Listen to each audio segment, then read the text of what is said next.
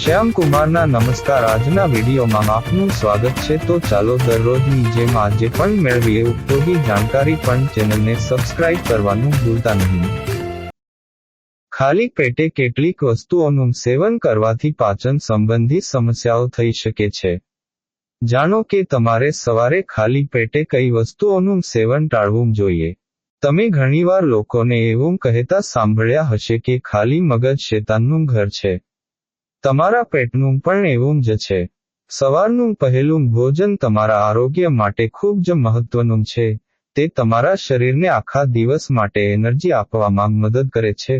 પરંતુ ઘણી વખત જ્યારે તમે સવારે ભૂખ્યા હોવ છો, ત્યારે તમે તમારી ભૂખ સંતોષવા માટે કેટલીક એવી વસ્તુઓનું સેવન કરી લો છો, જે તમારા આરોગ્યને ફાયદો કરવાને બદલે નુકસાન પહોંચાડે છે. ખાલી પેટ હોય ત્યારે કેટલીક વસ્તુઓનું સેવન કરવાથી પાચન સંબંધી સમસ્યાઓ થઈ શકે છે. જાણો કે તમારે સવારે ખાલી પેટે કઈ વસ્તુઓનું સેવન ટાળવું જોઈએ. સાઇટ્રસ ફળો, દ્રાક્ષ, નારંગી કે આમળા જેવા ખાટા ફળો ખાલી પેટે ખાવાથી વ્યક્તિનું પાચન બગડી શકે છે. ખાટા ફળો પેટ ખાલી હોય ત્યારે ખાવાથી પેટમાં એસિડ બને છે, જેના કારણે પેટમાં દુખાવો, એસિડિટી કે ખાટા ઓડકાર જેવી સમસ્યાઓ થઈ શકે છે. દહીંમાં લેક્ટિક એસિડ હોય છે, જે એસિડિટીની સમસ્યા વધારી શકે છે. ખાલી પેટે દહીંનું સેવન પેટના એસિડના સારા બેક્ટેરિયાને મારી નાખે છે, જેના કારણે એસિડિટી અને કબજિયાતની સમસ્યા થઈ શકે છે.